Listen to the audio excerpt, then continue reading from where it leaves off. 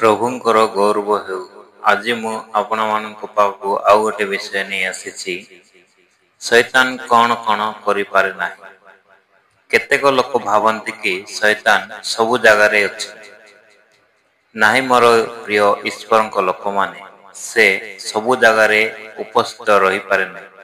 ଶୈତାନ ସୀମିତ ଅଟେ, ସେ ସବୁ ଜାଗାରେ ରହିପାରେ ନାହିଁ। ସେ ଜଗତରେ ଏଣେ ତେଣେ ଭ୍ରମଣ କରେ। ଶୈତାନ ଆପଣଙ୍କୁ ଜବରଦସ୍ତି ପାପରେ ପକାଇ ପାରେ ନାହିଁ। ଆଦମ ଆଉ ହବାର ବିଷୟ ଥରେ ଚିନ୍ତା କରନ୍ତୁ। କେମିତି ଗୋଟେ ସାପ ସେମାନଙ୍କୁ ଧୋକା ଦେଲା। ସାପ ସେମାନଙ୍କୁ ଫଳ ଖାଇବାକୁ ବାଧ୍ୟ ନକରି ହବାକୁ କହିଲା ଏବଂ ହବାଙ୍କ ମନରେ ସନ୍ଦେହ ସୃଷ୍ଟି କଲା।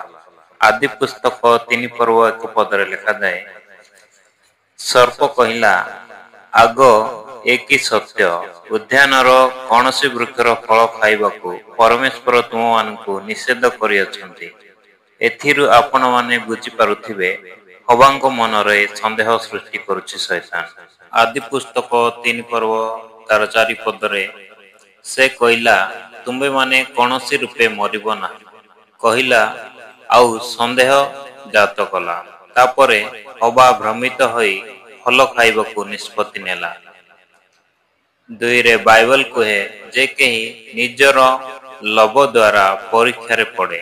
ଯାକୋବ 1 ପର୍ବ 14 ପଦ, କିନ୍ତୁ ପ୍ରତ୍ୟେକ ଲୋକ ଆପଣା କାମନା ଦ୍ୱାରା ଆକର୍ଷିତ ଓ ପ୍ରବଞ୍ଚିତ ହୋଇ ପରୀକ୍ଷିତ ହୁଅନ୍ତି। କିନ୍ତୁ ପ୍ରତ୍ୟେକ ଲୋକ ଆପଣା କାମନା ଦ୍ୱାରା ଆକର୍ଷିତ ଓ ପ୍ରବଞ୍ଚିତ ହୁଅନ୍ତି। ସମସ୍ତେ ଆପଣା କାମନା ଦ୍ୱାରା ଆକର୍ଷିତ ହୁଅନ୍ତି ଏବଂ ସେଥିରୁ ପ୍ରବଞ୍ଚିତ ହୋଇ ପରୀକ୍ଷିତ ବା ପରୀକ୍ଷାରେ ପଡ଼ନ୍ତି। ଶୈତାନ ପ୍ରବଞ୍ଚକ ଅଟେ। ଶୈତାନ କେବଳ ମଧ୍ୟ ନିଷ୍ପତ୍ତିକୁ ବଦଳାଇ ପାରେ ନାହିଁ। ସେ କେବଳ ମିଥ୍ୟାବାଦୀ ଅଟେ, କିନ୍ତୁ ସେ ଆମର ମନର କଥାକୁ ଜାଣିପାରେ ନାହିଁ। କିନ୍ତୁ ପରମେଶ୍ୱର ଆମର ମନର କଥାକୁ ଜାଣିପାରନ୍ତି ଆଉ ପ୍ରାର୍ଥନାର ଉତ୍ତର ଦିଅନ୍ତି। ତେଣୁ ଲେଖାଯାଏ, ପ୍ରଥମ ରାଜାବଲୀ 8:43,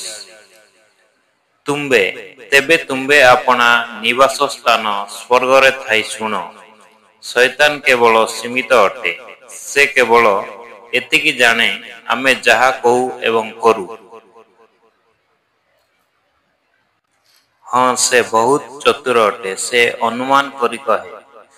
ଶୈତାନ ଆମର ଭବିଷ୍ୟତକୁ ଜାଣି ନଥାଏ ଆଉ ଆମ ସହିତ କାଲିକୁ କ'ଣ ହେବାକୁ ଯାଉଛି ସେ ଏହା ଜାଣିପାରେ ନାହିଁ। କେବଳ ପରମେଶ୍ୱର ଭବିଷ୍ୟତ ଜାଣିପାରନ୍ତି। ଯିଶାୟ 46 ପର୍ବ 10 ପଦ, ଆମ୍ଭେ ଶେଷ ବିଷୟ ଆଦିଠାରୁ ପ୍ରକାଶ କରୁ, ପୁଣି ଯାହା ସାଧିତ ହୋଇନାହିଁ ତାହା ପ୍ରାଚୀନ କାଳରୁ ଜଣାଉ। ଆମ୍ଭେ ଶେଷ ବିଷୟ ଆଦିଠାରୁ ପ୍ରକାଶ କରୁ, ପୁଣି ଯାହା ସାଧିତ ହୋଇନାହିଁ ତାହା ପ୍ରାଚୀନ କାଳରୁ ଜଣାଉ। ପରମେଶ୍ୱର ଭବିଷ୍ୟତ ଜାଣିପାରନ୍ତି ଏବଂ ସେ ସର୍ବବ୍ୟାପୀ ଅଟନ୍ତି। ଶୈତାନ ଭବିଷ୍ୟତକୁ କେବଳ କଳ୍ପନା କରିପାରେ। ଶୈତାନ ସବୁ ସ୍ଥାନରେ ଗୋଟିଏ ସମୟରେ ଉପସ୍ଥିତ ହୋଇ ରହିପାରେ ନାହିଁ। ସେ କେତେ ଲୋକ ଏହା ମାନନ୍ତି ଯେ ଶୈତାନ ସବୁ ଜାଗାରେ ଉପସ୍ଥିତ ରହିଥାଏ। ଆୟୁବ 1 ପର୍ବ 7 ପଦ, ଆୟୁବ 1 ପର୍ବ 7 ପଦରେ ଏଥିରେ ସଦାପ୍ରଭୁ ଶୈତାନକୁ କହିଲେ, ତୁମେ କେଉଁଠାରୁ ଆସିଲ? ତହିଁରେ ଶୈତାନ ସଦାପ୍ରଭୁଙ୍କୁ ଉତ୍ତର କରି କହିଲା, ପୃଥିବୀରେ ଏଣେ ତେଣେ ଭ୍ରମଣ ତହିଁ ମଧ୍ୟରେ ଗମନାଗମନ କରି ଆସିଲି। ସେ ଗୋଟିଏ ସ୍ଥାନରେ ରହିପାରେ ନାହିଁ। ମାତ୍ର ପରମେଶ୍ୱର ସର୍ବବ୍ୟାପୀ ଅଟନ୍ତି। ପରମେଶ୍ୱର ସବୁ ଜାଗାରେ ଉପସ୍ଥିତ ଅଟନ୍ତି। କିନ୍ତୁ ଶୈତାନକୁ ତାର ଦୂତର ଆବଶ୍ୟକ ପଡ଼ିଥାଏ। ଶୈତାନ ସତ୍ୟ କୁହେ ନାହିଁ, ସେ ମିଥ୍ୟା ହିଁ କୁହେ। ତେଣୁ ତାର ନାମ ମିଥ୍ୟାବାଦୀ ବା ମିଥ୍ୟାବାଦୀର ପିତା ଦିଆଗଲା। ଜୋହନ 8 ପର୍ବ 44 ପଦ ପଢ଼ନ୍ତୁ, ବୁଝିପାରିବେ। ସେ ସତ୍ୟରେ ରହେ ନାହିଁ, ତାଠାରେ ସତ୍ୟ ନାହିଁ। ସେ ସତ୍ୟରେ ରହେ ନାହିଁ, ତାଠାରେ ସତ୍ୟ ନାହିଁ। ସେ ଯେତେବେଳେ ମିଥ୍ୟା କହେ, ନିଜଠାରୁ କହେ, ଆଉ ସେ ମିଥ୍ୟାବାଦୀ ଓ ସେ ମିଥ୍ୟାବାଦୀର ପିତା ଅଟେ।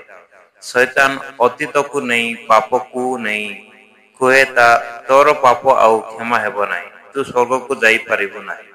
ଏପରି କହି ମଣିଷକୁ ଭ୍ରମିତ କରେ। से परमेश्वरଙ୍କ ଠାରୁ मनुष्य दूरेई देବାକୁ चाहे। आशा करुच्ची वीडियोटी भल लगी। धन्यवाद। आमेन।